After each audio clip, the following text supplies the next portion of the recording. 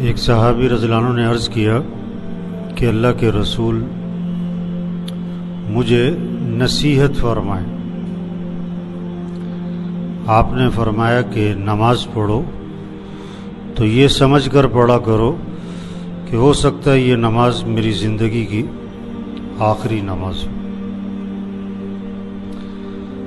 تو ایک ذہن بنایا کہ ہو سکتا ہے آج کا دن زندگی کا آخری ہو۔ تو جس کو یہ پتہ لگ جائے کہ میری زندگی کا آخری دن ہے تو وہ کیسے اللہ کی بندگی اور اطاعت اور اللہ کو راضی کرے گا، گناہوں سے بچے گا، اس کا دل دنیا سے ہٹ جائے گا، اسے آخرت کی فکر لگے گی، عمل کا شوق پیدا ہوگا، گناہوں سے نفرت پیدا ہو جائے گی۔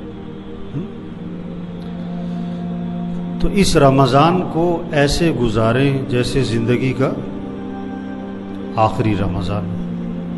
اس رمضان کو ایسے گزاریں جیسے زندگی کا، اور ہر رمضان بہت ساروں کا آخری ہوتا ہے۔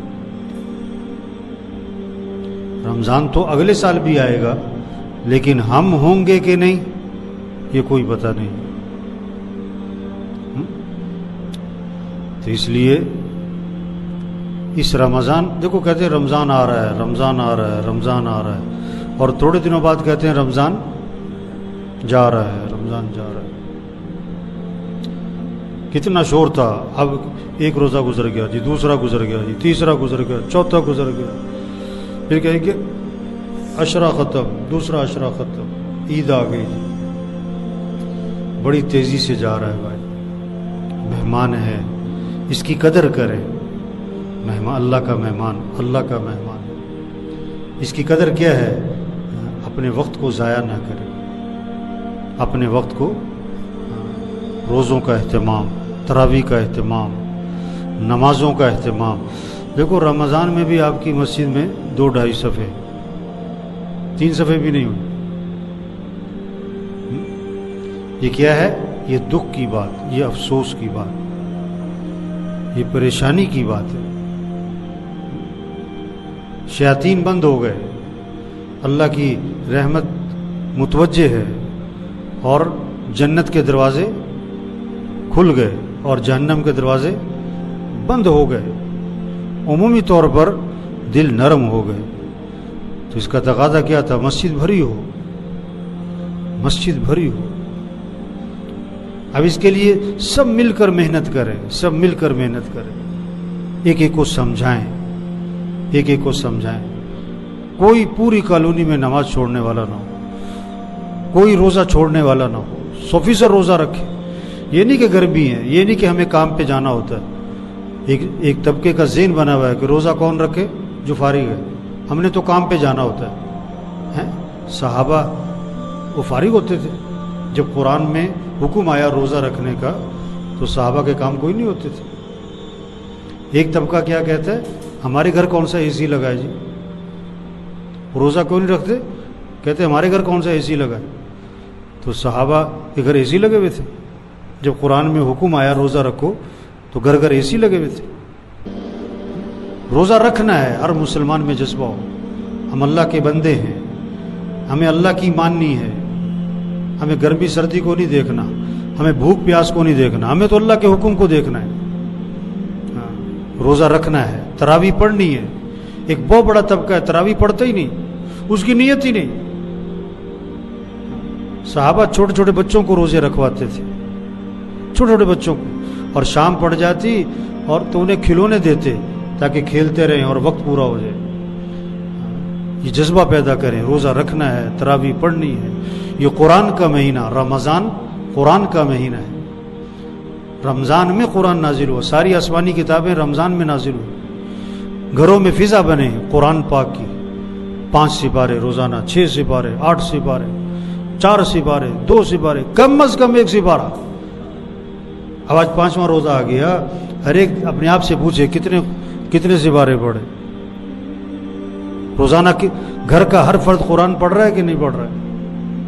پرسوں میرا بیان تھا ایک جگہ، تو میں نے اس پر بہت زور دیا کہ رمضان ہے، قرآن کا مہینہ ہے، قرآن پہ زور لگاؤ، ہر ایک قرآن پڑھے، بچے بوڑھے بھی قرآن پڑھیں، مرد عورت سب قرآن پڑھیں، جتنی زیادہ تلاوت ہو سکتی ہے، قرآن کا شوق ہو، قرآن سے عشق ہو، قرآن سے محبت ہو، تلاوت کا مزاج ہو۔ تو بیان کے بعد ایک ساتھی آیا، کہنے لگا آج کل میں روزانہ ایک قرآن ختم کرتا ہوں، پرسوں کی بات، روزانہ ایک قرآن۔ ابھی ایسے لوگ ہیں، جتنے بھی ہمیں نا اپنے گھروں میں فضا بنائے، قرآن پڑھنا ہے، ذکر کرنا ہے۔ آپ صلی اللہ علیہ وسلم نے فرمایا کہ رمضان میں 4 چیزوں کی کثرت کرو، رمضان میں 4 چیزوں کی کثرت کرو۔ ایک، لا الہ الا اللہ، لا الہ الا اللہ، لا الہ الا اللہ، اس کو کثرت سے بولو، کثرت سے بولو۔ اگر ہر نماز کے بعد بھی چلو ایک دفعہ ایک تسبیح کر لے، 5 تسبیح ہو گئے، کیا مشکل ہے؟ 3 منٹ لگتے۔ آپ صلی اللہ علیہ وسلم نے فرمایا جو 100 مرتبہ پڑھے لا الہ الا اللہ، لا الہ الا اللہ 100 مرتبہ روزانہ، جب قیامت کے دن اٹھے گا تو اس کا چہرہ 14ویں رات کے چاند کی طرح چمک رہا ہو۔ گھر کا ہر فرد پڑھے۔ دوسرا، رمضان میں کثرت کرو استغفار کی، استغفر اللہ الذی لا الہ الا هو الحی القیوم واتوب الیہ، استغفر اللہ ربی من کل ذنب واتوب الیہ، رب اغفر وارحم وانت خیر الراحمین۔ کوئی بھی استغفار چھوٹا سا، استغفر اللہ استغفر اللہ استغفر اللہ استغفر اللہ۔ بچوں کے ہاتھ میں تسبیح ہو، بوڑھوں کے ہاتھ میں تسبیح ہو، ذکر کی فضا بنے۔ تیسرا، رمضان میں اللہ سے مانگو کہ اللہ میرا ٹھکانہ جنت بنا دے۔ کامیابی کس کا نام ہے؟ جنت میں چلے جانا، جہاں ہر خواہش پوری ہوگی، جو مانگے گا ملے گا، جہاں ہمیشہ کی زندگی اور جوانی اور صحت اور خوشیاں، جہاں دودھ شہد شراب پانی کی نہریں، جہاں سونے چاندی کے محلات، یہ ہے کامیابی۔ اے اللہ میرا ٹھکانہ جنت بنا۔ چوتھا کہ اللہ مجھے جہنم سے بچا لے۔ ناکامی جہنم میں چلے جانے کا نام۔ ساری دنیا کا بادشاہ تھا، مر کے جہنم میں گیا، ناکام۔ 10 کنال کا بنگلہ تھا، مر کے جہنم میں گیا، ناکام۔ 4 کروڑ کی گاڑی تھی، مر کے جہنم میں گیا، ناکام ہے۔ کہ اللہ مجھے جہنم سے بچا۔ تو یہ رمضان کا مہینہ، اس میں کثرت ہو لا الہ الا اللہ کی، استغفار کی، اللہ سے جنت کا مانگنا ہو اور جہنم سے پناہ مانگنا۔ دعاؤں کی فضا بنے۔ افطار کا وقت دعا کا وقت ہے، سحری کا وقت دعا کا وقت ہے۔ کم از کم 10 منٹ 15 منٹ گھر کا ہر فرد دعا مانگے۔ اب ابھی سحری ہوئی ہے، اب ہر ایک اپنے آپ سے پوچھے 10 منٹ دعا مانگی، 15 منٹ دعا مانگی؟ چلو کم از کم بیٹھ کے 5 منٹ دعا مانگی کہ نہیں؟ اگر نہیں مانگی، اس کا کیا مطلب ہے؟ کہ یہ اپنے آپ کو اللہ کا محتاج نہیں سمجھ رہا ہے۔ ہم اللہ کے محتاج ہیں، ہمارے مسئلے حل کرنے والا اللہ ہے، ضرورتیں پوری کرنے والا اللہ ہے، پریشانیوں سے بچانے والا اللہ ہے، گھر کے نظام کو چلانے والا اللہ ہے۔ افطار میں دعا مانگیں، سحری میں دعا مانگیں، دعا کی فضا بنے۔ یہ دعا کا مہینہ ہے۔ آپ صلی اللہ علیہ وسلم نے فرمایا جب رمضان کا مہینہ شروع ہوتا ہے، اللہ عرش اٹھانے والے فرشتوں سے فرماتے ہیں اپنی اپنی عبادت چھوڑ دو، اب تمہارا ایک ہی کام ہے، روزے داروں کی دعاؤں پر آمین کہتے رہو۔ دعاؤں سے وہ ہوتا ہے جو حکومتوں سے نہیں ہوتا، جو ڈاکٹروں سے نہیں ہوتا، جو فوجوں سے نہیں ہوتا، جو اسلحے سے نہیں ہوتا، وہ کس سے ہوتا ہے؟ وہ دعاؤں سے ہوتا ہے۔ یہ دعا کا مہینہ ہے۔ تو اس لیے بھائی رمضان آیا اور یہ چلا جائے گا، چلا جائے گا، اس کو قیمتی بنائیں، اس سے فائدہ اٹھائیں۔ نمازیں ہوں، تراویح ہو، روزے ہوں، قرآن کی تلاوت ہو، ذکر ہو، دعاؤں کی کثرت ہو، اور پھر اپنی زبان کی حفاظت کریں۔ حدیث میں آتا ہے جو بری بات کہنا نہیں چھوڑتا، اللہ کو کوئی ضرورت نہیں اس بات کی کہ وہ کھانا پینا چھوڑ دے۔ آپ نے فرمایا کہ روزہ ڈھال ہے، یعنی جہنم سے بچاؤ کا سامان ہے، عذاب سے بچاؤ کا سامان ہے، شیطان سے بچنے کا ذریعہ ہے، جب تک کہ اس کو پھاڑ نہ ڈالے۔ صحابہ نے عرض کیا حضور روزہ کس چیز سے پھٹ جاتا ہے؟ فرمایا جھوٹ بولنے سے پھٹ جاتا ہے، غیبت کرنے سے پھٹ جاتا ہے۔ بالٹی میں سوراخ ہو، چاہے ٹیوب ویل کے نیچے رکھو، وہ کبھی نہیں بھرے گی۔ اگر ہمارے روزے میں سوراخ ہے تو روزے کا فائدہ نہیں ہوگا، روزے کا مقصد حاصل نہیں ہوگا۔ جھوٹ نہیں بولنا، غیبت نہیں کرنی، چغلی نہیں کرنی، گالی نہیں دینی۔ اس زبان کی حفاظت کریں، اس زبان کی حفاظت کریں۔ اگر رمضان میں ہم نے اپنی زبان کی حفاظت کر لی، اللہ پورا سال حفاظت کی توفیق دے گا، پوری زندگی حفاظت کی توفیق دے گا۔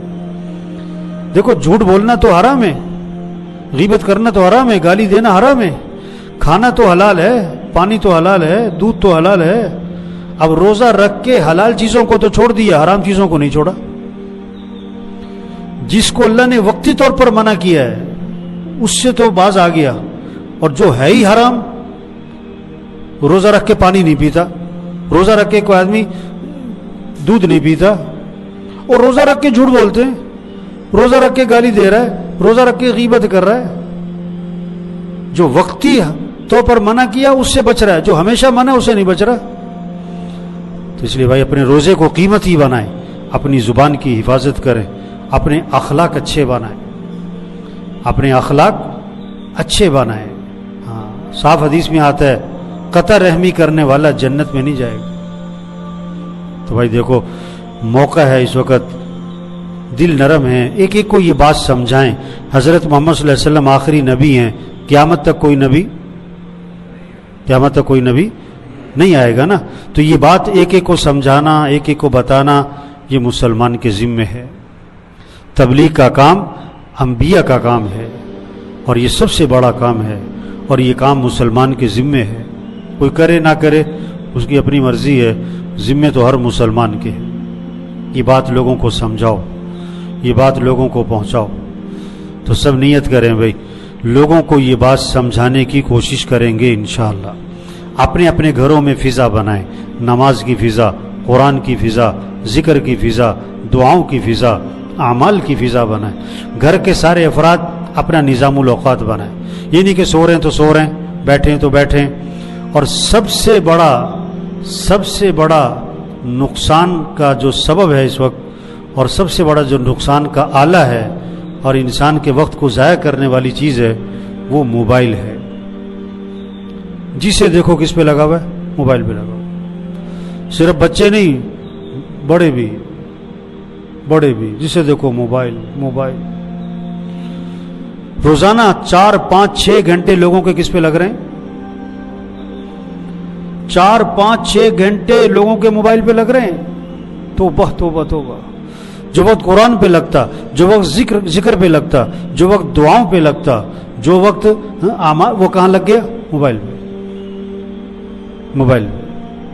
تو کم از کم اس رمضان کے مہینے میں کوشش کریں کہ موبائل سے جان چھوڑو۔ چھری کا استعمال غلط ہو تو جان کا خطرہ، اور موبائل کا استعمال غلط ہو تو ایمان کا خطرہ۔ ٹھیک ہے نا جی، کوشش کریں گے نا انشاءاللہ۔ الحمدللہ۔